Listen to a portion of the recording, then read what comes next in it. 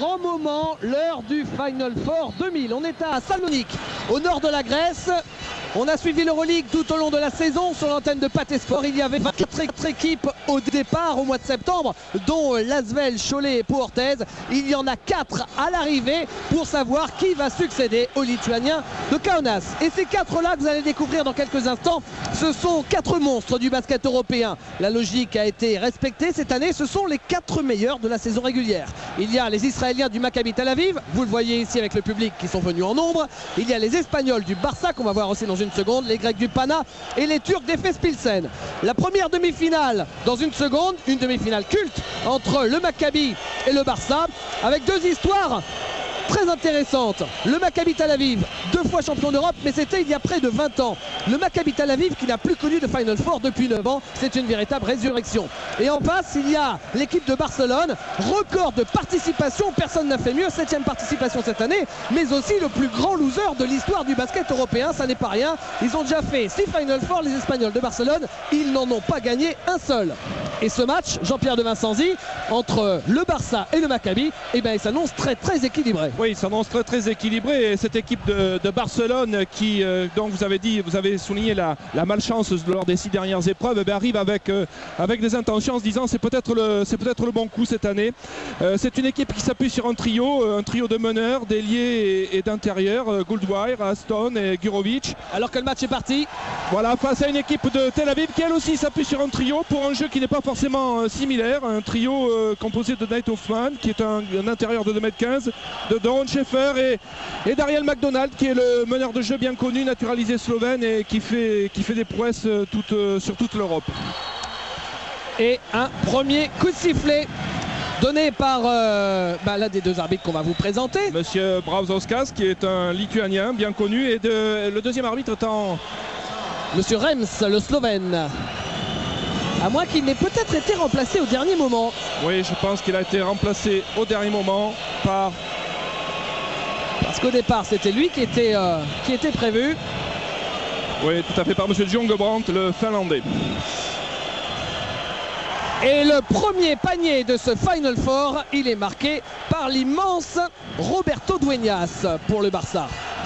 Nate Hoffman qui ressort extérieur pour Nada Wenfeld. Voilà Ariel McDonald.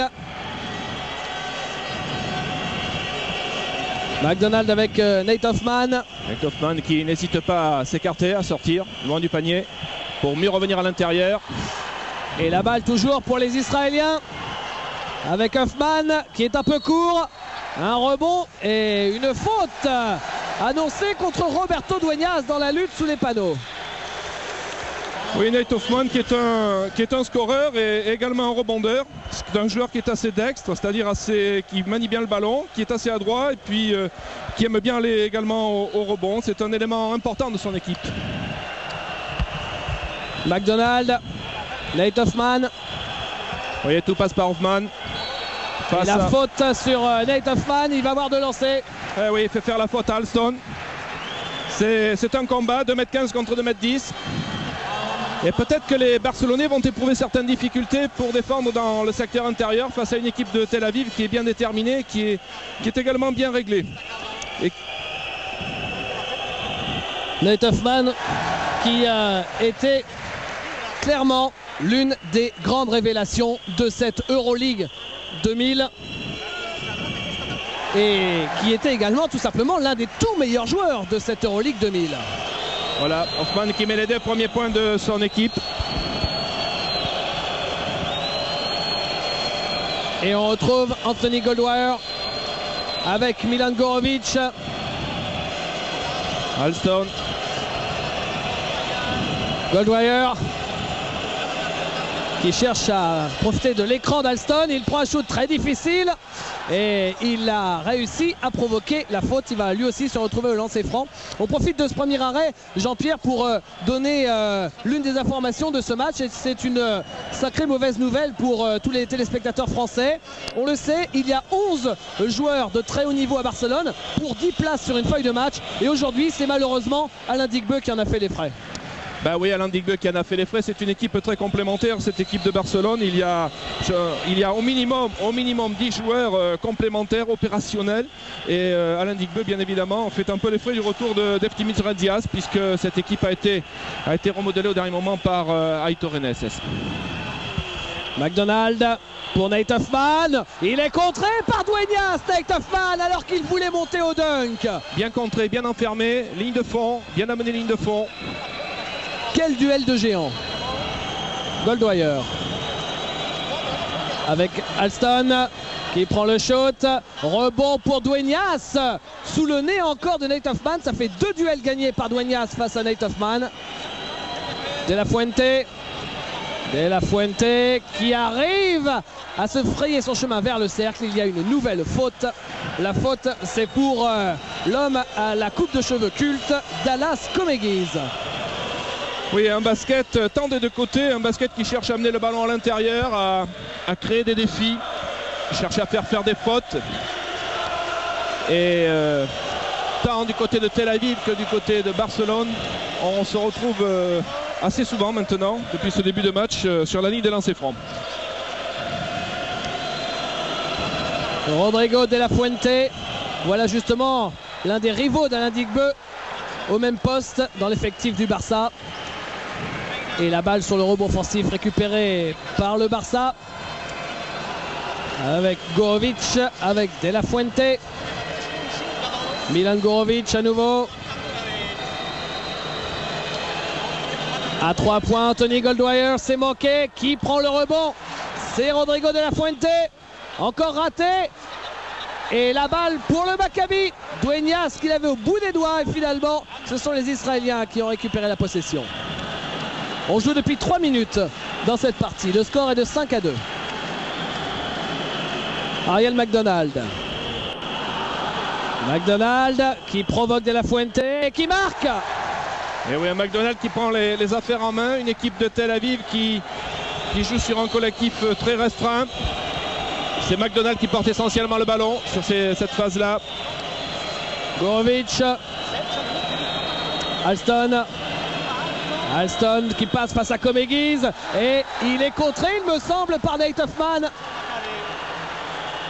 McDonald dans l'intervalle. Le dunk manqué de Dallas Comegys qui est parti d'un peu trop loin, semble-t-il. De La Fuente. Il est court De La Fuente. C'est récupéré par la Davenfeld. Oui, avec beaucoup de déchets. C'est un basket qui est assez débridé, somme toute, avec un début de partie avec une recherche dans le secteur intérieur, comme on le voit maintenant, par le biais d'Hoffman. Mais en définitive, également des phases de contre-attaque et de jeu de transition. Nate Hoffman, Dallas Comegys. Il a réussi à passer d'Eric Sharp par la porte de derrière. Et il permet pour la première fois du match au Maccabi de passer devant. Regardez, face à Goldwire. 6-5.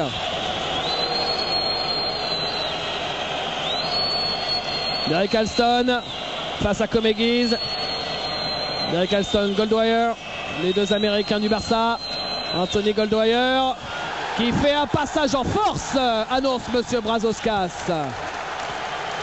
Et oui, on a pour l'instant une équipe du Maccabi qui est à 40% de réussite dans ses tirs à 2 points. Pour une équipe de Barcelone qui n'en est qu'à 20%. Il fait du 1 sur 5. Voilà l'entraîneur du Maccabi, vous venez de le voir, Pinas Gershon. Ariel McDonald, Derek Sharp, McDonald face à Goldwire. Et cette fois-ci, le duel a été gagné par Goldwire et il y a une faute pour empêcher la relance. Faute pour McDonald. On dirait presque une bonne faute. Effectivement, c'est une perte de balle qui pouvait s'avérer décisive pour Barcelone, puisque la contre-attaque pouvait certainement amener au panier. Voilà, il vaut mieux arrêter les frais immédiatement. Mais le Maccabi est déjà à 4 fautes d'équipe. De La Fuente avec Derek Alston. Gorovic à 3 points. C'est raté. Et rebond de Derek Alston. Oui, un Alston présent dans ce secteur, bien connu pour sa mobilité. Et rebond de Gurovic maintenant qui marque. Voilà, Gurovic qui est un joueur fort particulier, hein, un joueur qui a un profil de joueur intérieur mais qui joue extérieur, mais qui peut rendre pas mal de services dans ce secteur et dont il faut se méfier. Il faut le bloquer lorsqu'il va au rebond. Derek Sharp. Alors que les supporters du Maccabi Tel Aviv mettent une grosse ambiance dans les tribunes du Palais des Sports du PAOK. Joli mouvement offensif de Dallas Comegys. Dallas Comegys, un Américain qui a été naturalisé. Et il redonne un point d'avance au Maccabi. De la Fuente. De la Fuente, Alston, il est tout seul. Oh, qu'il est maladroit. Et rebond pour Comegys et pour Derek Sharp. Ariel McDonald. Derek Sharp pour Nate Hoffman. La faute de Roberto Dueñas. L'arbitre lui reproche de ne pas être resté dans son cylindre. Ouais, c'est un peu bizarre parce qu'en fait Dueñas s'était positionné, voilà, c'est ses bras, ce sont ses bras au départ. Et en plus, je pense que Hoffman joue très bien le coup.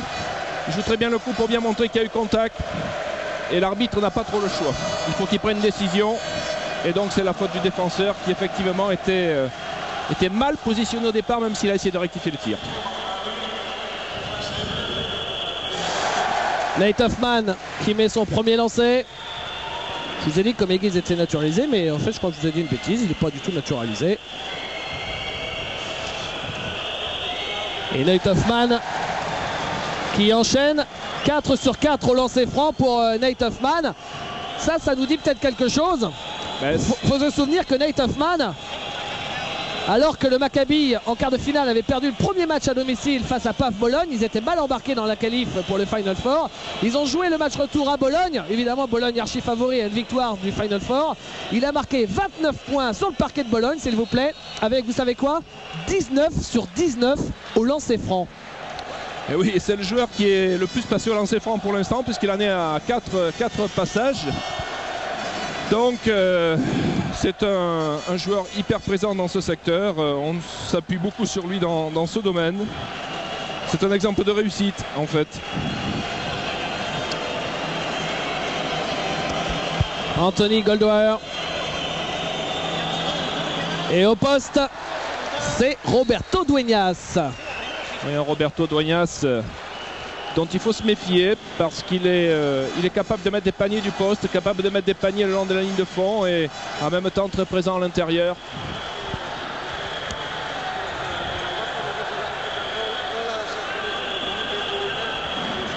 McDonald. Comegys. Hoffman. Hoffman qui cherche l'axe du panier. Il est passé mais il est contré par Derek Alston. La balle était en phase descendante et le panier est donc accordé à Nate Hoffman. Je me trompe ou Hoffman il a marqué la moitié des points de son équipe? Le Maccabi est à 12 et lui il a marqué 6 points.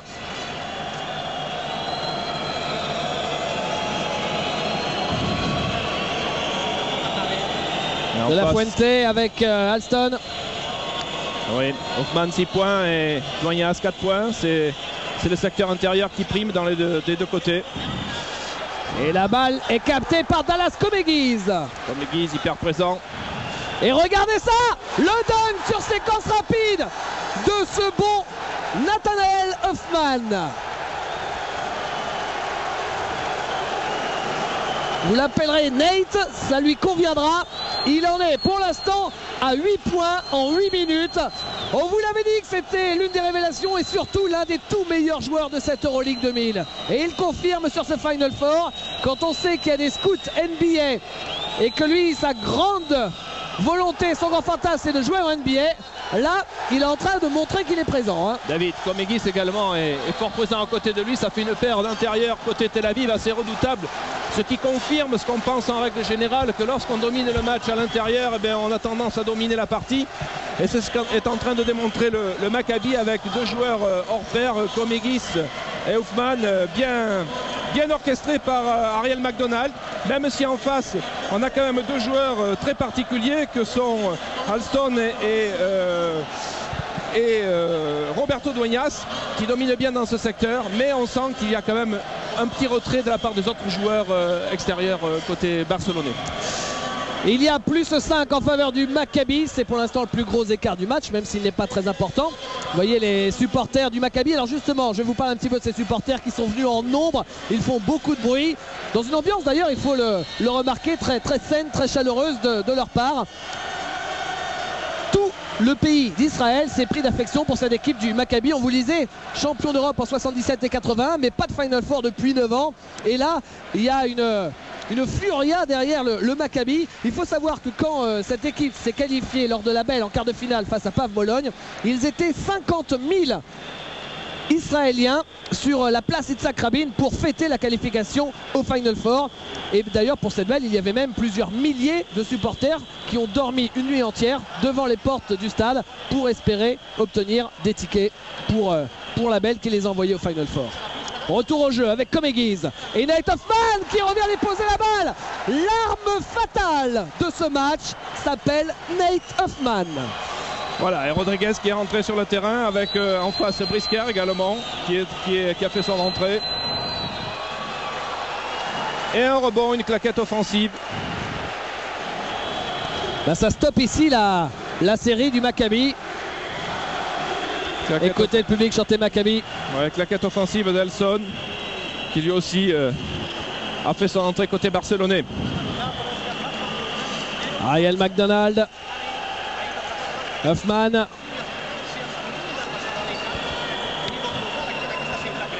Hoffman, c'est donc maintenant Francisco Elson qui est dans son dos, vous le voyez. Et là, il a bien fermé la porte, Elson. On ressort extérieur. Oh, la jolie passe volée. Et le panier pour Mark Brisker sur une sublime passe volée du meneur Ariel McDonald. Oui, avec un très beau jeu collectif côté Tel Aviv, notamment Scheffler qui est un joueur dangereux, qui peut shooter, donc qui fixe bien la défense. Il est au début de cette fabuleuse attaque qui a été posée par Tel Aviv. De la Fuente, Alston, il est court et c'est encore grâce à Nate Hoffman un ballon récupéré par le Maccabi. Ariel McDonald qui redonne à Nate Hoffman. Brisker, Jean-Pierre, le Maccabi est en train de prendre l'ascendant sur ce match. Oh oui, là depuis un petit moment déjà, mais il est en train de le confirmer. Mais bon, ça peut très vite changer de... McDonald, il est en difficulté et il marque un shoot venu d'ailleurs. Ce qui est fabuleux, c'est qu'il est en difficulté, qu'il force son tir et qu'il le réussit. Et ça, c'est mortel. C'est pas signe d'une équipe en grande confiance? Oui, et puis d'un grand joueur aussi. Les deux. Et on est déjà à plus 10, 21-11 après 11 minutes de jeu. Et des signes d'énervement côté barcelonais. Oh, il est furieux, Pinas Gershon. Et oui, on voit le coup de coude ici sous les panneaux, plutôt dans la raquette donnée à Nate Hoffman. Pinas Gershon qui l'a indiqué à monsieur l'arbitre. La balle est quand même pour le Barça.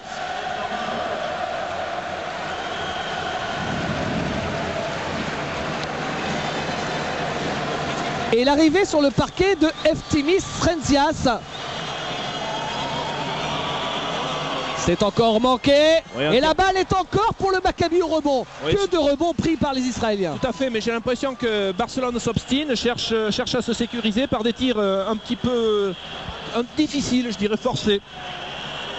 Et ça se termine bien évidemment dessous en face. Nate Hoffman encore et toujours au risque de radoter. Quel match fabuleux pour Nate Hoffman qui en est à 12 points. 12 points sur les 23 de son équipe. Il a marqué plus de la moitié des points de son équipe. Oui. Et là, c'est Eftimios Frenzias qui marque. Alors lui, si on vous dit qu'il y a une histoire, c'est tout simplement parce que Eftimios Frenzias, qu'on voit au ralenti, il a été formé au PAOK avant de rejoindre Barcelone à l'âge de 21 ans. Alors je pense qu'Aitor Enes a essayé de faire entrer Ranzias afin d'essayer de juguler un petit peu les problèmes qui se posent dans le secteur intérieur barcelonais pour essayer de mater Hoffman et Comegis. Reste à savoir s'ils vont y arriver. McDonald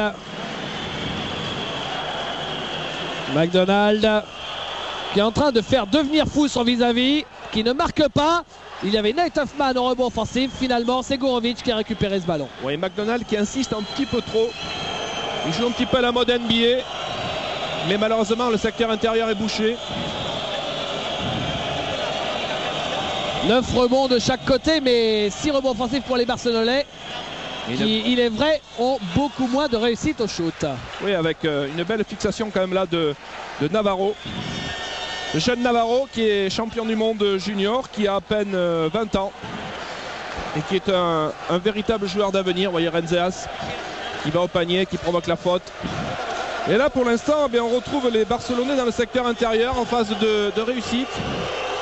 Même s'il y a encore un différentiel de 10 points, il semblerait que Barcelone essaie de récupérer son retard.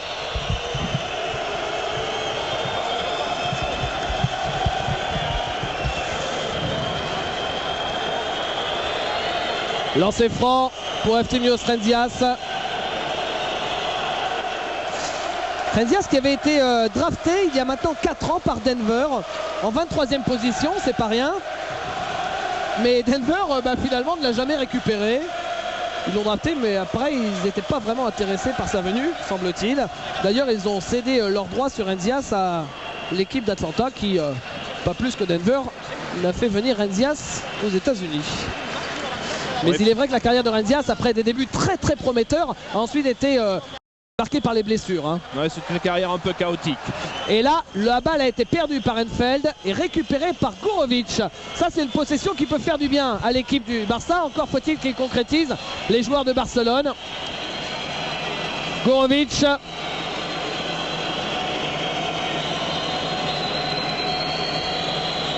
Gorovic avec Navarro. Navarro qui perd le ballon et ce sera pour Tel Aviv. Ouais, bien fermé par Komegis, bon défenseur sur un joueur extérieur qui plus est. Komegis qui fait 2m6 quand même face à un Navarro qui lui fait à peine 1m90. Bien orienté, bien fermé.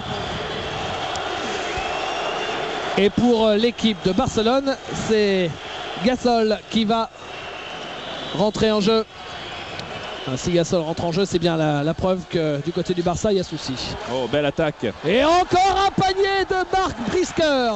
Belle attaque collective. Brisker à l'arrivée, mais au départ, une belle fixation, une belle circulation de balles. Des joueurs de Tel Aviv qui ne s'affolent pas, qui s'appuient sur leur collectif. Marc Brisker, il en est à 2 sur 2 à 3 points. Ouais, 6 points, 2 sur 2 à 3 points. Faut le faire, hein. Et interception derrière de Brisker qui ne marque pas mais qui est victime de la faute. La faute de Nacho Rodriguez et il va avoir de lancer franc Marc Brisker. Oui, Marc Brisker qui est hyper présent là sur 2-3 actions décisives importantes parce qu'il ne faut pas que le Maccabi Tel Aviv se fasse peur à 6 minutes 30 de la mi-temps. Il est important qu'il garde la distance et qu'il ne subisse pas les coups de boutoir de Barcelone. Et on s'aperçoit également que le coach de Barcelone, Aitor Enes, essaye un peu tout. Il fait rentrer le jeune Gasol également, 20 ans, champion du monde junior, un jeune montant. Ah, malheureusement, c'est vrai qu'on aurait bien aimé voir un autre joueur avec ce numéro 10, même si on n'a rien contre Gasol. Numéro 10, c'est le numéro d'Alain Digbeu, qui a promis de passer nous voir, bien sûr, hein, au poste commentateur, mais pour l'instant, il est au bout du banc. Peut-être sur l'autre demi-finale si les Barcelonais restent pour y assister. Il fera tout son possible, Alain, et on l'en remercie. Et interception de Nate Hoffman. Il est de tous les côtés du parquet. Hein. Omniprésent. Offensivement, défensivement. Il ne lui reste plus qu'à mettre quelques shoots extérieurs et il nous aura tout fait. Ça va peut-être venir. Doran Schaeffer. Adam Enfeld. Marc Brisker. Et le marché de Nate Hoffman. Alors qu'il avait encore rentré son shoot. Hein. Enfin, une erreur d'Hoffman. Regardez-le, ce bras droit. Ouais. Le tatouage du logo de la NBA sur l'avant-bras droit de Nate Hoffman. Tout ça pour vous dire que la NBA, il l'a vraiment dans la tête. Il l'a même tatoué sur sa peau. C'est son grand rêve. Et c'est vrai d'ailleurs que quand Nate Hoffman il est sorti de Central Michigan en 97, tout le monde se demandait comment il n'avait pas été drafté. C'était une grosse erreur, semble-t-il, de la plupart des scouts NBA, parce qu'un joueur de 2,15 m qui est aussi adroit, aussi fort, on se demande comment il a pu échapper. Et là, c'est encore un ballon volé. Et ça va être 2 points manqués par Ariel McDonald qui s'est pris des pieds dans le tapis sur son lay-up. Ah oui. Et ça fait 2 paniers ratés. Après McDonald, c'est au tour de Navarro de rater le panier de contre-attaque. Oui, Hoffman est passé au travers du filtre NBA, mais peut-être des scouts de NBA, mais peut-être que ce coup-ci il ne va pas y passer. Ah oui. Je crois que le fait d'amener le Maccabi Tel Aviv à un tel niveau va certainement lui être très favorable en retour. Quelle réussite au tir extérieur de la part du Maccabi. Maintenant, c'est Doron Schaefer, l'un des joueurs emblématiques de cette équipe. Et regardez, là encore, c'est pas simple ce shoot, avec Nacho Rodriguez sur le nez. Oui, un joueur, Doron Schaefer, un joueur exceptionnel aussi, qui prend peu de shoot, mais qui est très adroit, qui peut à tout moment scorer. Mais également le support collectif de cette équipe de Tel Aviv. Bon défenseur, bon attaquant, rigoureux en attaque. Jean-Pierre, est-ce qu'on va pouvoir plier les goals à la mi-temps ? 30-15, plus 15 à 5 minutes de la pause. Si le Maccabi garde cet écart à la mi-temps, ça va pas être simple pour Barcelone. Ouais, tout à fait, mais en même temps, je me dis que 15 points à 25 minutes de la fin du match, c'est encore vraiment incertain, parce qu'on n'a pas l'impression que Barcelone soit complètement noyé dans cette affaire. Ils peuvent encore revenir, il peut encore se passer des choses. Reste à voir comment ils vont gérer les 5 dernières minutes, donc les 4 dernières minutes, puisqu'il reste 4,42 à jouer. Et s'ils arrivent à la mi-temps à une dizaine de points, à moins de 10 points, eh bien tout sera encore jouable. Derek Sharp avec Doron Schaefer. Nate Hoffman qui va garder la possession.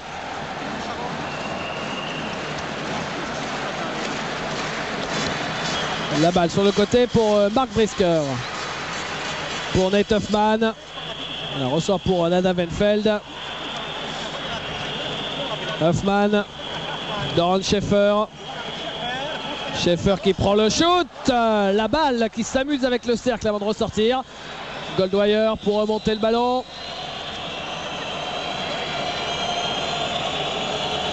Goldwire qui pose son système. Gasol. Goldwire. Attention, il ne reste plus que 8 secondes pour le shoot. Goldwire avec Rodriguez. 4 secondes, 3 secondes. Et ça va être un retour en zone cette histoire. Voilà. Alors qu'il ne restait que 3 secondes sur la possession. Quelle grosse défense de la part du Maccabi. Grosse défense qui pose d'énormes problèmes au collectif offensif barcelonais. Un collectif offensif barcelonais qui est malheureusement qui joue trop en périphérie, trop à l'extérieur. Et qui en définitive ne joue pas assez dans l'axe du panier. Difficulté aussi à trouver des relations au secteur extérieur-intérieur. Ça se joue surtout en pick and roll, mais on ne va pas assez dans le jeu direct, dans l'axe direct, pour poser des problèmes à la défense de Tel Aviv, qui arrive à faire reculer petit à petit les Barcelonais jusqu'à leur faire un retour en zone.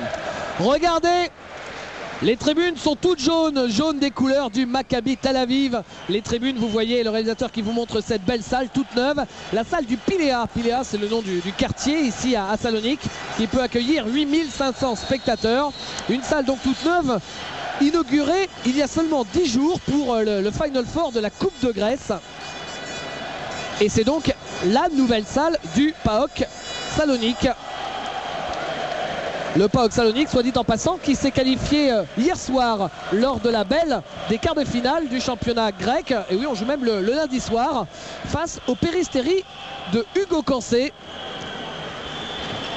Hugues qu'on a croisé hier, mais on y reviendra dans un instant. Ouais. D'ailleurs, on peut continuer puisqu'il y a un arrêt de jeu. C'est un match qu'on a failli voir, David. Un match qu'on a failli voir, tout comme M. Brazauskas, l'arbitre lituanien qui était avec nous dans l'avion, si il n'y avait pas eu un problème de correspondance à Athènes. En tout cas, on a eu le temps de croiser Hugues à la fin du match. Bon, le pauvre avec Péristeri, le parcours en championnat s'arrête là, puisqu'ils en ont pris 20 hier sur le parquet du PAOK pour la belle des quarts de finale.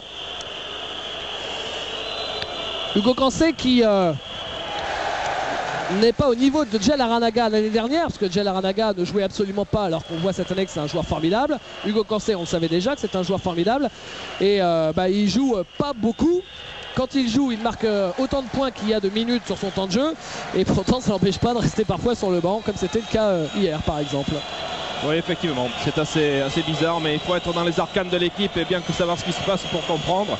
Je pense qu'on est trop loin de tout ça pour pouvoir arriver à nous faire une opinion. Enfin, en tout cas, il est en conflit avec son coach. Ça, c'est ce qu'il y a de sûr. Les joueurs de Barcelone, l'arbitre laisse jouer sur Mendias. Et c'est encore manqué. Qui est là pour la balle? Oh là là, c'est McDonald qui a récupéré et qui est victime de la faute de Rodriguez. Oui, à l'heure actuelle, l'équipe de Barcelone a du mal dessous, tant Renzias que Gasol n'arrivent pas à s'imposer à l'intérieur. Même Gasol qui est un peu fluet, qui n'arrive pas à imposer sa densité physique, recule. Certes, c'est un joueur qui peut shooter à 3 points, qui peut être à droit, mais à mon avis, c'est pas la solution à l'heure actuelle. À l'heure actuelle, c'est dessous qu'il faut les défier pour attraper les opérations. Et c'est ce que n'arrive pas à faire Barcelone. C'est la 7e faute de l'équipe de Barcelone. Donc à la prochaine, direction les lancers. Alors que du côté du Maccabi, on a déjà fait ces 8 fautes. Vous voyez même Scheffler qui arrive à... Et le panier est accordé. Le contre n'était pas valable. Vous savez quoi?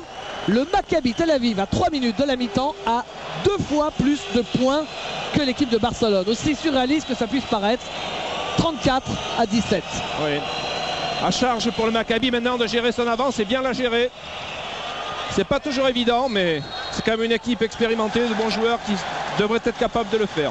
Et là en plus, il récupère la balle. Est-ce que la malédiction, même s'il reste encore une mi-temps derrière, est-ce que la malédiction du Barça va continuer? On y reviendra. Pour l'instant, le Barça doit revenir. Regardez, 0 sur 5 à 3 points contre 2 sur 2. À la différence au niveau de la sélection des shoots et puis tout simplement de l'adresse globale des joueurs. Ça aussi, ça fait la différence. Objectif pour le Barça, bien sûr, revenir à 10 points à la mi-temps. Mais là, ça tourne en Waterloo. Le Waterloo espagnol. On est à presque 20 points d'écart. Plus 19, 36 à 17. Le Barça n'a marqué que 17 points en bientôt 18 minutes. C'est même plus Waterloo, c'est la fin du monde pour le Barça. Le joueur qui a marqué le plus de points est Dueñas, côté Barcelone. Alors que côté Tel Aviv, Hoffman est à 12 points et Brisker est à 10 points. Et dites-moi Jean-Pierre, regardez, encore un ballon volé. On a l'impression que les joueurs du Barcelone sont des petits garçons face aux joueurs du Maccabi. Sur certaines séquences, on a l'impression que c'est des juniors. Ouais, qui ont du mal à stabiliser le jeu, qui se précipitent, qui jouent dans l'à peu près. Avec une difficulté réelle posée par la défense de Tel Aviv. Et Nate Hoffman qui provoque la faute d'Eftimis Renzias.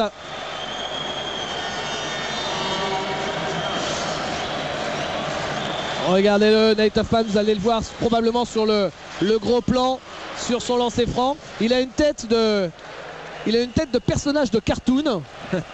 Ah, véritablement, hein, c'est pas forcer le trait que de dire ça. Vous allez le voir peut-être dans une seconde. Le voilà.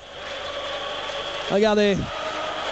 Ouais. Et il a l'air de rien comme ça, avec sa tête de cartoon. Mais on le voit sur ce match, c'est un joueur formidable. Joueur formidable qui va mettre son 6e lancer franc.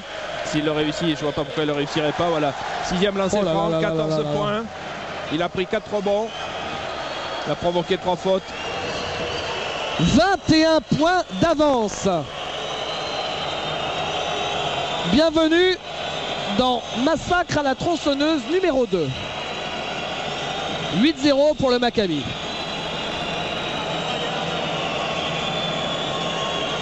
Goldwyer, De La Fuente à 3 points. Enfin, le premier shoot à 3 points réussi par le Barça dans ce match après 19 minutes de jeu.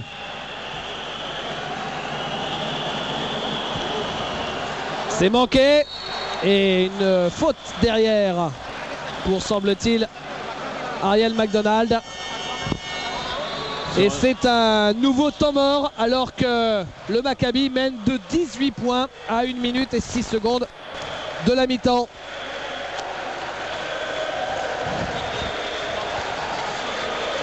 Il y a Maccabi Tel Aviv qui maintenant va avoir à gérer une deuxième mi-temps, à arriver avec plus de 15 points en deuxième mi-temps. C'est un avantage, mais ça peut aussi se retourner contre soi. Il faut faire très attention, il faut être vigilant, il faut à la fois continuer à jouer tout en gérant ce capital point qui a été acquis quand même de main de maître en première mi-temps par les Israéliens.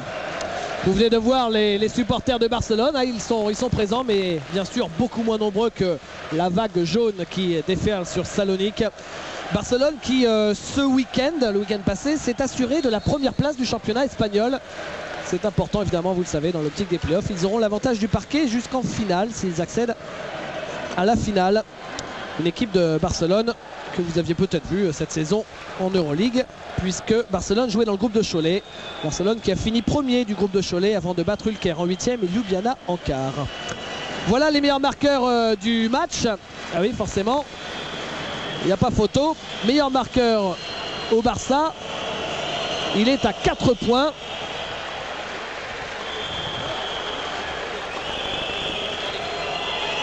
En gros, pour être tout à fait clair, Nate Huffman, il a marqué quasiment autant de points que toute l'équipe de Barcelone quand même sur une mi-temps. Tout à fait. C'est quand même assez impressionnant. Voilà, une équipe de Barcelone qui essaie de jouer tout terrain, qui essaie de défendre haut pour se redynamiser, rester dans le coup. On est dans la dernière minute de cette première période. Mark Brisker. Avec une défense de zone derrière. Derek Sharp. Défense de zone type 1-3-1. Avec des prises à 2 dans les angles. Voilà. Et ça fonctionne puisqu'il récupère le ballon. Voilà, c'est un gros travail défensif qui a commencé tout terrain pour finir par gagner un ballon. Reste à savoir comment ils vont l'exploiter. Goldwire à 3 points. Non, c'est manqué. Et gros rebond offensif. Et le compte derrière de Nate Huffman. Et ça sert d'avoir un grand. Hein. Ça sert d'avoir un grand qui prend des balles au rebond. Encore faut-il. Et la balle qui est sauvée par les joueurs du Maccabi avec Derek Sharp. Là vraiment, on se demande vraiment comment ils vont pouvoir faire, parce que même quand ils récupèrent les balles au rebond, ils n'arrivent pas à les conserver. Et ils continuent pour autant à défendre avec une défense zone demi-terrain 1-3-1. Oh, le panier à 3 points manqué quasiment au buzzer par Mark Brisker. S'il l'avait marqué, c'était 19 points d'écart en faveur du Maccabi. La balle n'a pas voulu rentrer dans le cercle. Ça ne fait que, le que est entre guillemets bien évidemment, 16 points d'écart à la mi-temps, 38 à 22 en faveur du Maccabi qui est très bien parti pour jouer la finale de cette Euroleague 2000. Il reste 20 minutes au Barça pour se réveiller, mais si jamais le Barça devait remporter ce match, ce serait l'un des plus gros comebacks de l'histoire du Final Four de l'Euroleague. Plus 16 points d'écart à remonter pour l'équipe du Barça. La deuxième mi-temps qui va commencer dans une petite seconde. On peut en profiter puisqu'on a un petit peu de temps pour vous rappeler ou peut-être pour vous informer que le Maccabi là n'est finalement plus très loin d'une place en Euroleague pour la saison prochaine. Pourquoi? Eh bien tout simplement parce que les deux finalistes cette année sont directement qualifiés pour le Final Four de l'année prochaine. Mais il risque encore une fois de ne pas accéder à la finale. Oui, alors deux équipes qui n'ont... L'équipe de Barcelone repart avec le même 5, à savoir Goldwire, De La Fuente, et Alston, Gurovic et Dueñas. Alors que du côté de Tel Aviv, Sharp a été remplacé par Schaeffer. La balle pour Dueñas avec De La Fuente, c'est encore manqué, mais récupéré par Dueñas qui est court. Et la balle sera finalement pour Barcelone. Elle a touché les tibias de Nate Huffman.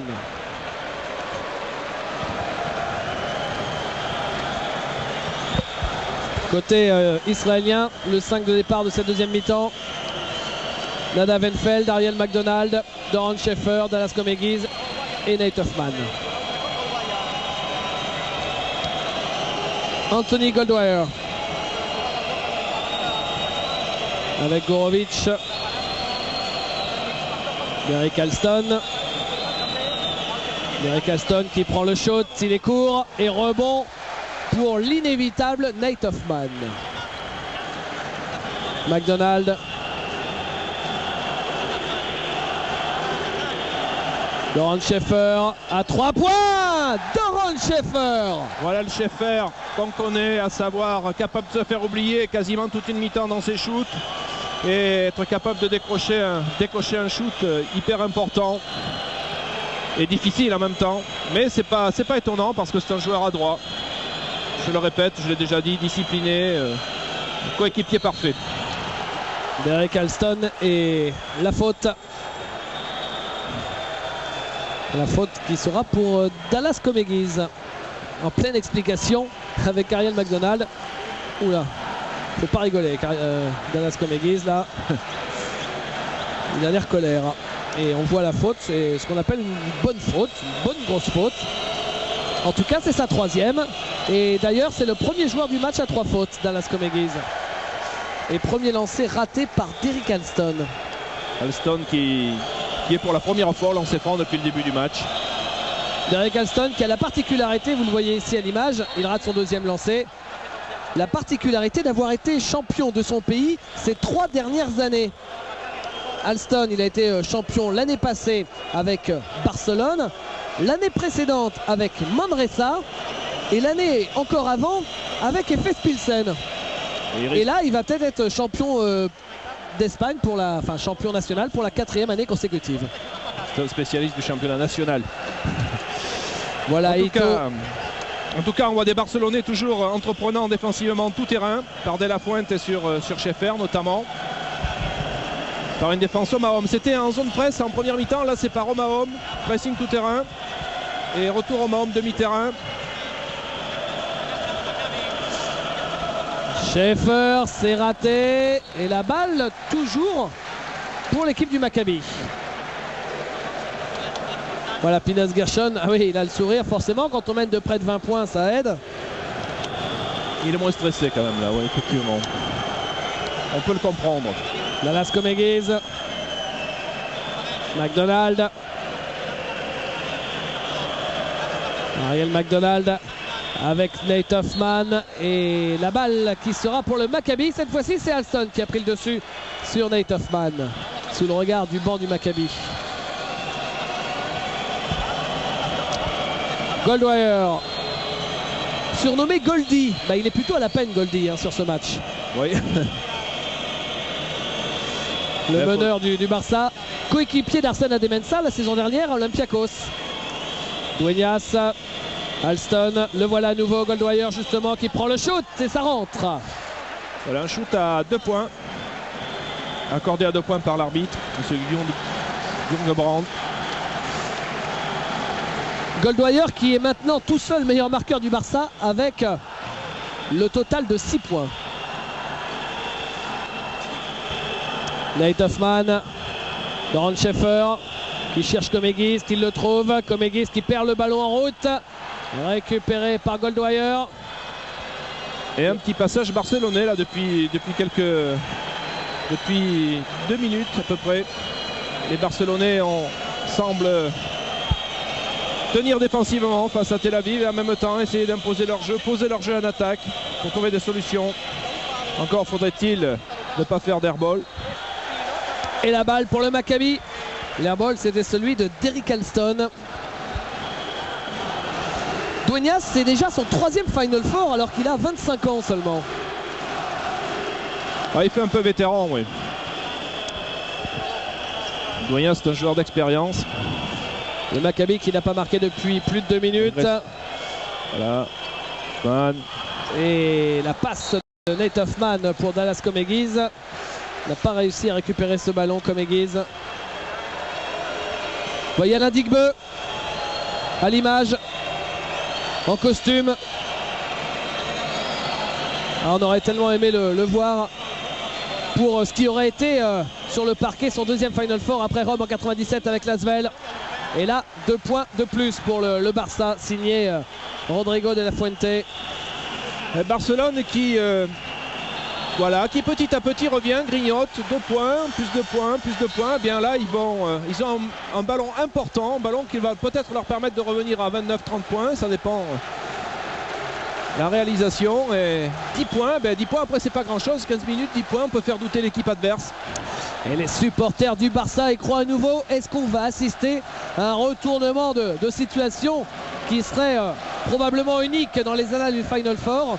On vous rappelle que le Final Four, la formule du Final Four a été créée en 1988 à Gand. C'est donc la 13e édition. Et c'est aussi d'ailleurs la dernière édition, Jean-Pierre, où l'on va jouer avec la règle des 30 secondes, puisqu'à partir de l'année prochaine, on vous le rappelle, c'est la règle des 24. Et ça risque de changer pas mal de choses pour tout le monde. Ça risque effectivement de faire évoluer le basket tel qu'on le connaît à l'européenne vers un basket un peu plus rapide, avec beaucoup plus de prise de décision individuelle, plus de jeu rapide, de jeu dans l'axe du panier, et avec des joueurs qui portent plus le ballon aussi. Goldwire, Dueñas, Goldwire qui prend le shot, il est court Goldwire, mais Alston a pris le rebond. Alston qui marque. Voilà, et les Barcelonais reviennent à 12 points. Alston me trompe, où ai-je vu qu'il était 1 sur 9 au shoot sur notre petit synthé. Alstom ouais, 1 sur 9 au tir. Ne brille pas dans ce secteur. Et là, interception de Gourovic pour revenir à 10 points d'écart. Voilà un match qui va être complètement relancé. Si jamais Alston marque, il provoque la faute. Est-ce que le Maccabi ne s'est pas vu trop beau trop vite, Jean-Pierre? Mais vous savez, c'est un peu ce qu'on a dit en première mi-temps. À la fin de la première mi-temps, c'est toujours le risque. Il faut savoir gérer quand on a beaucoup d'avance. Il faut le gérer. C'est pas évident. C'est pas évident d'abord de prendre de l'avance parce qu'il faut être plus fort et il faut bien jouer. Et bien jouer le coup. Mais en même temps, ce n'est pas évident d'avoir beaucoup d'avance parce qu'on s'arrête de jouer inconsciemment. On est pris par une certaine forme d'assurance inconsciente. Et petit à petit, le doute peut nous gagner parce que vous savez qu'il y a une barre fatidique en basket qui est la barre des 10 points. Et quand l'équipe adverse, après quelques ballons perdus, se permet de revenir et de reprendre confiance, eh bien, le match repart. Et là, on est en plein dans une phase critique pour le Maccabi. Barcelone à 10 points maintenant. Tout est jouable. Un Barcelone qui est revenu par une défense tout-terrain, qui alterne pressing et zone presse et qui joue bien le coup. 10 points d'écart alors qu'on joue depuis 5 minutes seulement en deuxième mi-temps. Et bien voilà le match complètement relancé. Parce qu'il n'est pas fait pour nous déplaire.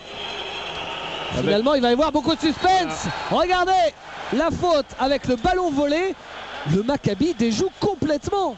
Oui, alors n'arrive pas à s'adapter. Ce qui est intéressant, c'est l'alternance défensive que propose Aitor Enes à son adversaire, avec ce qu'il avait déjà fait en première mi-temps, une défense de zone presse et défense de zone 1-3-1, et des prises à 2, voire même à 3 joueurs, assez impressionnantes. Et les joueurs de Tel Aviv, qui sont des joueurs d'expérience, on ne peut pas dire qu'Enfeld n'est pas un joueur d'expérience, mais se font avoir comme des débutants. Et c'est un 9-0 qui vient d'être réalisé à l'instant par le Barça, et peut-être même plus sur cette nouvelle possession. Incroyable. Incroyable, mais basket. Parce que le basket, c'est ça aussi. Hein. Ce sont des retournements de situation et des choses qui ne paraissent acquises, mais qui ne le sont jamais. Et voilà, une claquette de Dueñas pour parachever la chose. Voilà. 11-0 pour l'équipe de Barcelone. Et on n'est plus qu'à 8 points du côté du Barça. Quel exceptionnel retour. Et là, ce sont les supporters du Panathinaïkos qui, avant le match de ce soir, commencent à faire des vocalises. Voilà, et il serait bon aussi que Tel Aviv se repose de nouveau sur Nate Hoffman, qui en définitive n'a pas marqué un point en cette deuxième mi-temps, puisqu'il est toujours à 14 points. Ils ont peut-être oublié leur basket. Et surtout les forces qui composent leur équipe. Est-ce que sans Nate Hoffman, le péril est du côté du Maccabi, ou est-ce que le Maccabi est capable de s'en sortir sans Nate Hoffman? Réponse dans quelques minutes, David. Brisker qui provoque une faute, celle de Milan Gourovic.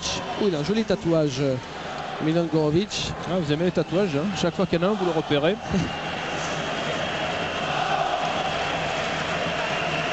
Comegis, McDonald. Voilà. Et Nate Hoffman qui se fait bâcher. Mais ce n'est plus le même match, ce n'est plus le même Nate Hoffman. Oui, il essaye, mais Barcelone est là. S'il faut, ils sont en aide sur lui. Et... De la Fuente. Une balle pour revenir à quelques toutes petites longueurs du Maccabi. Alston qui ne marque pas. Rebond avec Nate Hoffman, il faut le signaler quand même, pour Comegis. Et Doran Schaefer.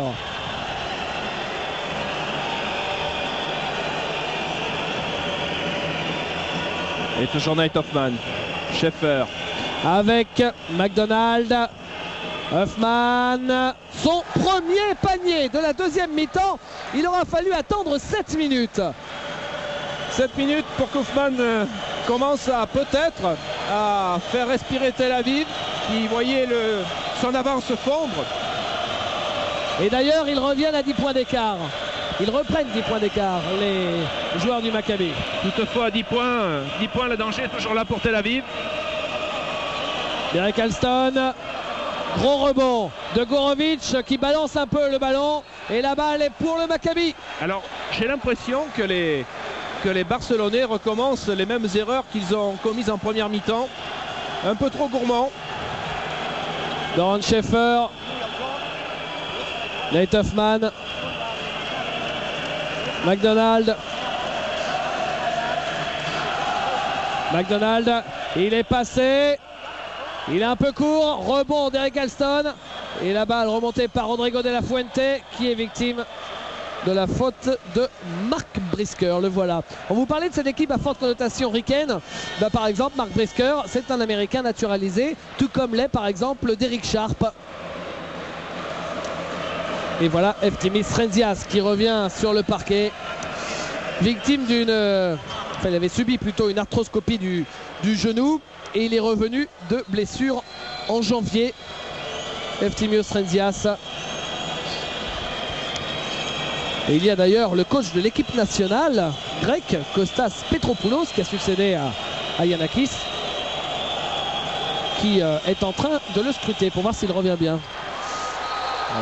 Et une nouvelle faute. La balle était bien sûr captée au rebond par Brisker, effectivement, victime ensuite d'une faute, celle de Milan Gorovic, semble-t-il. Gorovic dont c'est la deuxième faute. Au niveau des fautes, rapidement, il y a un joueur à 3 fautes à Barcelone. Il s'agit de Derek Alston. Et il y a 2 joueurs à 3 fautes au Maccabi. Il s'agit de Dallas Komegiz et de Ariel McDonald. Il reste 12 minutes dans cette partie. Enfeld, McDonald qui prend un shoot très dur et d'ailleurs c'est complètement manqué. Ah là, on a quand même bien resserré les verrous en défense du côté du Barça dans cette deuxième mi-temps. Oui, et Tel Aviv est obligé de jouer un autre basket puisque Hoffman est sorti et qu'en définitive ça va peut-être lui permettre de souffler, de revenir tout à l'heure pour maintenir la pression sur Barcelone. Mais il va falloir que Tel Aviv gère cette transition. À 3 points, raté, rebond offensif de Dueñas qui rate un shoot à quoi, 75 cm.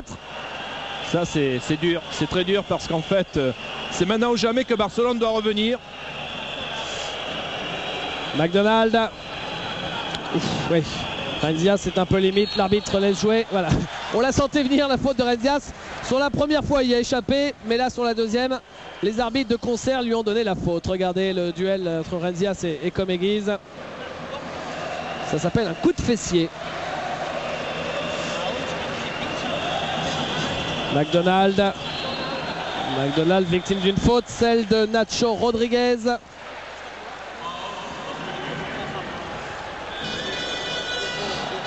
Voilà Pinhas Gershon qui est un coach très expérimenté en championnat israélien puisqu'il a quand même connu 10 clubs, dont d'ailleurs certains de ces clubs à 2 ou 3 reprises quand même. Mark Brisker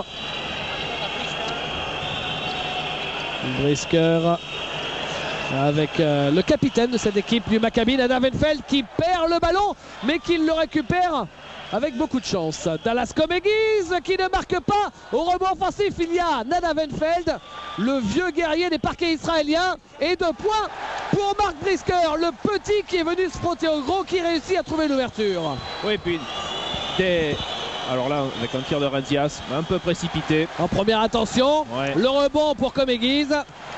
Et on remonte le ballon avec McDonald. Je pense que le coach barcelonais va demander temps mort, ça y est. Parce que effectivement les Barcelonais jouent un peu à contresens. Ils se font défier par Tel Aviv dessous. Et les intérieurs barcelonais. Derek Sharp à 3 points. Bingo. fois d'Eric Sharp. Il a raison, il permet à son équipe de reprendre le large. On est à nouveau à plus 15. Est-ce que le Barça n'a pas laissé passer sa chance? C'est la question qu'on peut se poser. Il reste 10 minutes. C'est pas encore joué pour Tel Aviv, mais le Barça était en train de jouer à l'envers, se faisait malmener à l'intérieur. Les intérieurs barcelonais cherchaient à shooter à l'extérieur en prenant des shoots en première intention alors que rien ne pressait, rien ne le justifiait. Bref, on peut jouer comme cela, mais il faut pas se rater, il faut que ça marche, hein. Autrement ça peut précipiter l'équipe dans la difficulté. Donc ben voilà, Tel Aviv a repris 15 points d'avance. Et d'ailleurs, c'est un 7-0 réussi par l'équipe du Maccabi Tel Aviv. Et comme dirait notre ami Freddy Hufnagel, là, juste avant le temps mort, ce 3 points, il fait mal aux dents. Hein. Il fait mal aux dents, oui. Et il fait d'autant plus mal aux dents que Barcelone avait vraiment les affaires en main. Tel Aviv a un peu cafouillé son basket dans ce début de deuxième mi-temps. Ils n'ont pas su, les Espagnols n'ont pas su vraiment en profiter.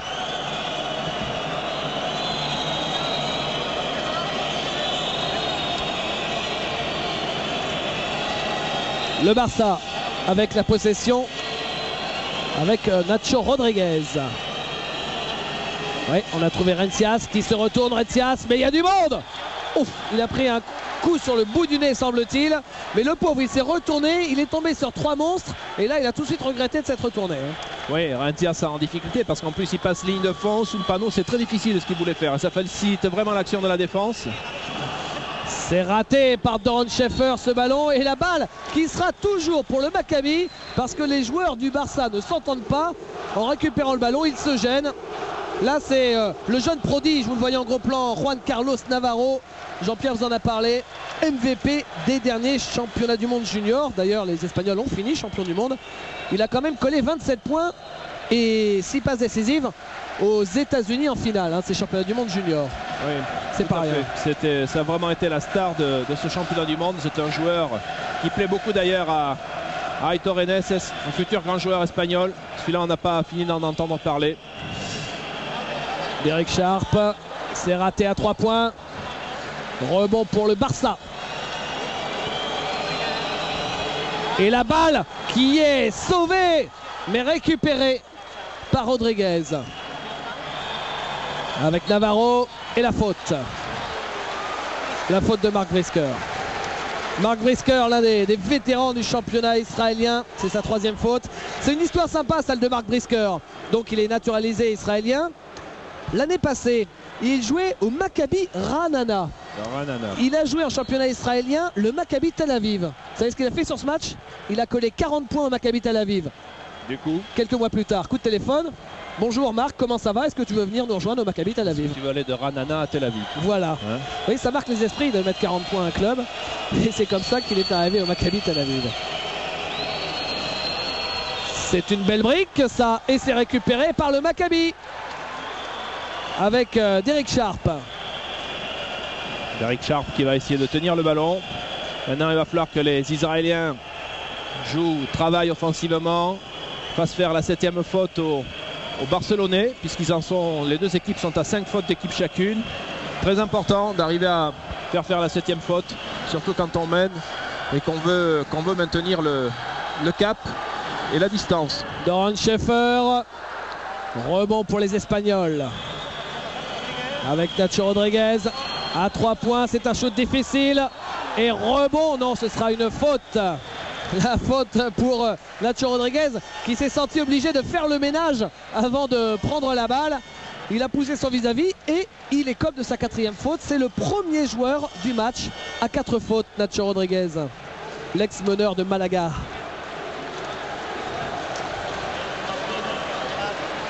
Voilà, du coup c'est Goldwire qui va rentrer sur le terrain.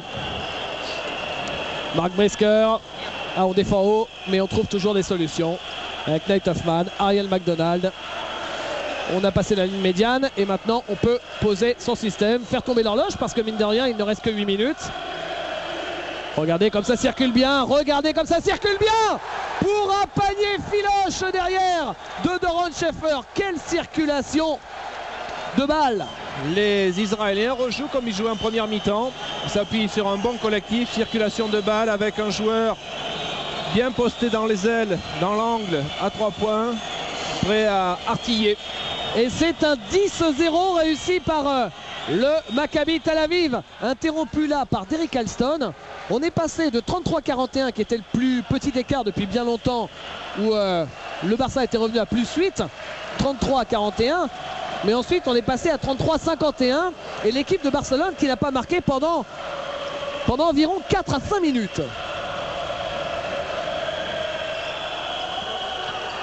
Récupéré par Barcelone avec Navarro qui vient marquer. Puis rencontre. Maintenant Barcelone va essayer de remettre la pression tout terrain par un petit pressing. Et Brisker pour oui. Nate Hoffman. Il marque la faute, le lancer franc. Un café l'addition. Et parce que c'est Nate Hoffman, vous pourrez aussi lui donner le livre d'or. Parce qu'il le mérite, le livre d'or, non? En fait, sur cette opération, sur cette phase défensive, Barcelone était positionné sur un pressing tout terrain, mais en même temps très attentiste. Ce qui a facilité les choses de Brisker. Quand on pense que Nate Hoffman, cet été, il était sur les tablettes de l'Asvel. Ils hésitaient, les dirigeants de l'Asvel, entre Nate Hoffman et Marlon Maxey. Vous me direz, Marlon Maxey, c'est quand même l'un des tout meilleurs pivots d'Euroleague. Mais il me semblait que l'an passé aussi Portes l'avait contacté. Donc ça fait beaucoup de coups passés à côté en fait pour les clubs français dans cette affaire. Hein. Enfin là maintenant, je pense qu'il vaut 4 fois plus cher qu'il y a 9 mois. Hein. Donc maintenant pour le récupérer, il faut quand même rajouter 2-0 et ça devient moins simple. D'ailleurs je suis pas sûr qu'il reste en Europe. Hein. Théoriquement, il devrait trouver son bonheur à NBA. Goldwire, Derrick Alston.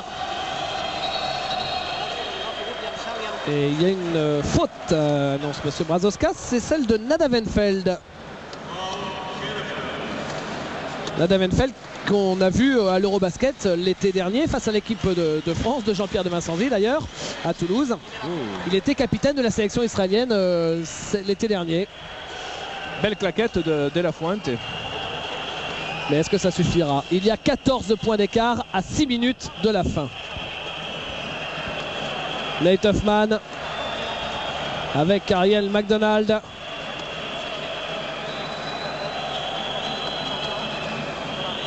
Nate Hoffman, McDonald à nouveau. Il reste 7 secondes pour le shoot. Il va falloir y songer. 5 secondes, 4 secondes, 3 secondes, 2 secondes, 1 seconde et c'est trop tard. 14 points, 5 minutes 42 à jouer. Goldie avec Gorovic. Il est passé de la Fuente. Oui, superbe, joli mouvement. 5 minutes, il va en revenir à 10 points.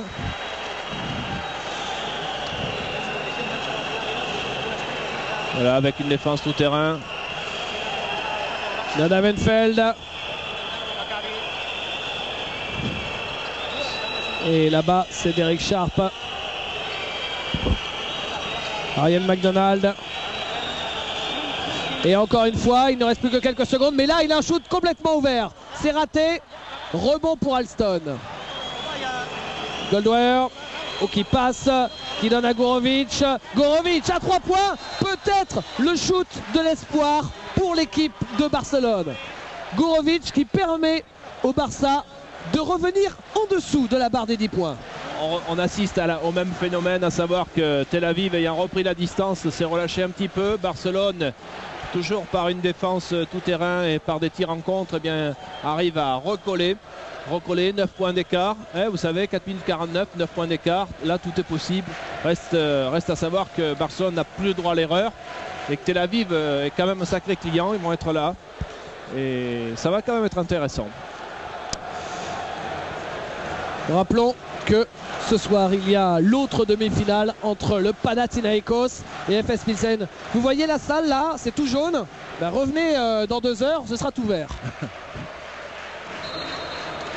En plus, quand on connaît les relations entre la Grèce et la Turquie, quand on sait que Salonique c'est finalement tout près d'Istanbul, Salonique c'est à 500 km d'Istanbul seulement. Bref, quand on connaît tout ça, quand on sait que FS Pilsen et le Pana c'est peut-être les 2 meilleures équipes de ce Final Four, l'autre demi-finale promet au moins autant que celle que vous vivez actuellement. Oh là. Et le dunk de Nate Huffman, encore et toujours. Dunk en phase de transition, et il s'avère que les Barcelonais qui avaient bien mené une zone presse tout-terrain ont eu du mal dans la phase de transition tout-terrain, demi-terrain à accorder leur violon et ont laissé une ouverture pour Huffman. Gorovic à 3 points, c'est manqué. Rebond du vieux guerrier d'Anna Venfeld. Et la balle remontée par McDonald avec Derek Sharp. Il reste 4 minutes dans cette partie. Huffman face à Francisco Elson. Et ballon perdu par McDonald. À 3 points.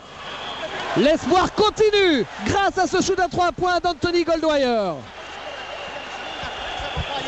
Et 8 points, zone presse maintenant proposée toujours par les Barcelonais. Avec défense 1-3-1 derrière. Recherche de fixation pour les joueurs de Tel Aviv. Avec une bonne circulation de balles. Mais une défense de zone quand même bien. Et Nate Huffman qui revient dunker. Toujours le même problème. Nate Huffman qui est bien positionné ligne de fond avec bonne fixation par les joueurs de Tel Aviv et bonne relation dans l'axe du panier.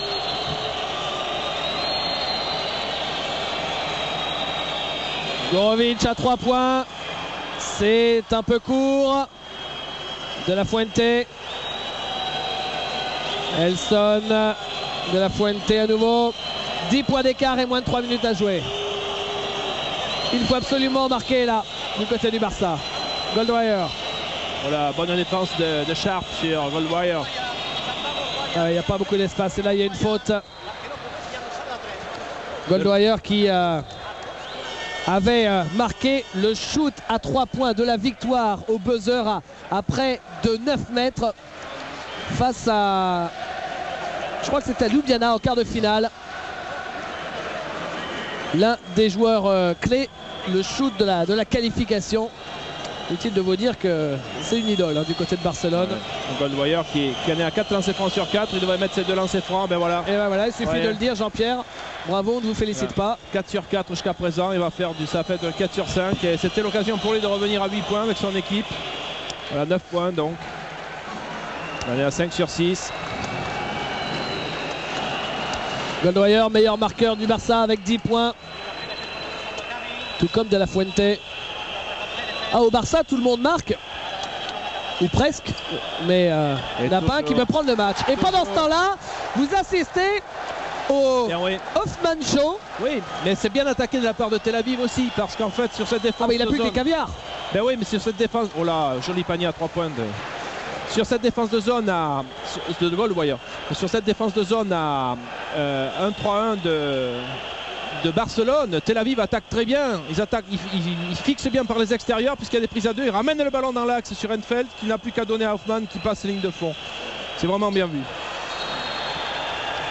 Et la balle pour le Barça. C'est pas fini cette histoire. C'est pas fini. Malgré le Dunkorama labellisé Huffman, et bien avec les shoots à 3 points de notre ami Goldie ou de Milan Gorovic, là il y a une balle pour le FC Barcelone à moins de 2 minutes de la fin, alors que le Barça est mené de 8 points, une balle pour revenir pourquoi pas à 5 longueurs seulement. Regardez, à 3 points. C'est raté, mais rebond peut-être pour Gorovic. Non, récupéré par McDonald qui remonte ce ballon. Ah là, c'était peut-être le shoot clé du match. Shoot très important effectivement pour revenir à 5 points. Mais bon, vous savez. Et le public du Maccabi qui chante, qui fait olé à chaque passe. Bien sûr, là on fait tomber les secondes. McDonald, il fait tomber le chrono. Il reste 7 secondes. Ils vont prendre un shoot casse-croûte, mais de toute façon les secondes sont tombées. Et en plus, il y a la faute derrière.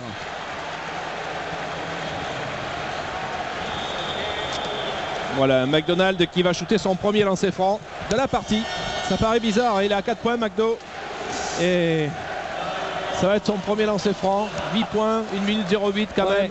Là, Jean-Pierre, on peut considérer que le dernier shoot à 3 points manqué par le Barça aura été, pas le tournant, parce qu'il y en aura eu plein dans ce match, mais le dernier tournant probablement. S'il l'avait rentré le Barça, c'était 5 points d'écart, une pression énorme à 1:30 de la fin pour le Maccabi. Le shoot à 3 points est manqué. Derrière, le Maccabi à la balle, il y a 8 points d'écart, un peu plus d'une minute. Regardez, ces supporters-là, ils se voient déjà en finale. Il se voit déjà en finale, mais il va quand même falloir attendre 1 minute 08. Même si on peut considérer que 8 points, 1 minute 08, ça peut se gérer. N'empêche qu'en basket, on a déjà eu d'autres expériences par le passé qui nous ont prouvé que tout était possible. Bon, d'abord, il va falloir que McDonald mette ses 2 lancers francs s'il va le respirer un petit peu mieux. Quand on pense, Jean-Pierre, que pour toute la presse espagnole, depuis plusieurs jours et même quelques semaines, eh bien, il y a une phrase qui revenait sans cesse.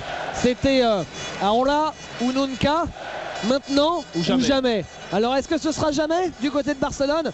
On peut pas dire si ça. Final Four, là c'est le 7e, ça va être dans quelques minutes, n'en doutez pas, le 7e échec en 7 Final Four pour l'équipe de Barcelone. Sauf revirement de situation extraordinaire. Mais franchement, ça paraît mal embarqué. C'est vrai que c'est assez décevant pour les Barcelonais, pour les Espagnols. Certes, j'aimerais bien, moi, en tant que Français, voir une équipe française aller 7 fois au Final Four comme ça. Et on serait quand même très content. Faut pas oublier que le Final Four, c'est quand même le top, le summum, et qu'après, bon, ça se joue sur un match. Alors c'est vrai que 7 fois, ça fait beaucoup. Enfin, 6 fois sûr. On va voir peut-être que ça fera 7 fois. Cependant, s'ils arrivent à gagner les Barcelonais sur un coup d'éclair, et pour le pauvre Aïto, rendez-vous compte la pression quand il va rentrer en Espagne. À chaque fois il arrive au Final Four, à chaque fois il perd. Bon, là c'est Dueñas à 3 points, c'est manqué. Et 2 points marqués par Doron Schaefer. Vous pouvez considérer l'affaire pliée. Derek Alston qui est victime d'une faute. 9 points d'écart, 40 secondes. Le Maccabi est en train de fêter la qualification pour la finale de l'Euroleague 2000. Une équipe du Maccabi Tel Aviv qui n'a pas été champion d'Europe depuis bientôt 20 ans. La dernière fois, c'était en 1981. Ça ne s'appelait pas encore l'Euroleague, ni même le championnat d'Europe des clubs. Il n'y avait pas encore de Final Four. Eh bien, le Maccabi, là, jeudi, va avoir l'occasion de renouer avec son glorieux passé.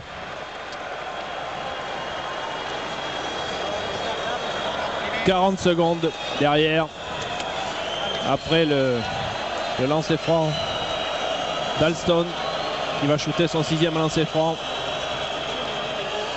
qui le rate. Et puis le Barça va donc jouer le match pour la 3e place qu'on vivra aussi en direct jeudi. Alors peut-être l'occasion pour nous, histoire de positiver, de pouvoir voir Alain Digbeu qui pourrait peut-être profiter d'un match comme ça, comme Laurent Sierra en avait profité avec Trévise il y a 2 ans à Barcelone. Sait-on jamais. Reste à savoir comment résonne Aitor Eneses. Va-t-il faire tourner tout son effectif pour en faire profiter tout le monde? Même si c'est vrai que ce serait de toute façon une bien piètre consolation, tant les Barcelonais et Alain Digbeu le premier, même s'il n'a pas joué, tenaient tellement à cette finale. Ah oui, quand on est joueur, on aime jouer, ça c'est évident. Mais il faudra attendre 2 jours pour en savoir un petit peu plus. Et la balle qui sera toujours pour le Maccabi Tel Aviv. Et quand on voit que regardez l'ambiance au fond. Quand on voit que le Maccabi va jouer en finale, on pense aussi à Lasvel qui a fait une victoire et une défaite, donc un bilan équilibré contre ces joueurs du Maccabi qui méritent tellement d'aller en finale, mais ça donne aussi des regrets pour Lasvel qui est passé à 5 cm d'une place au Final Four. Le festival pour les dernières secondes du Maccabi et la faute de Francisco Elson sur Marc Briscoe.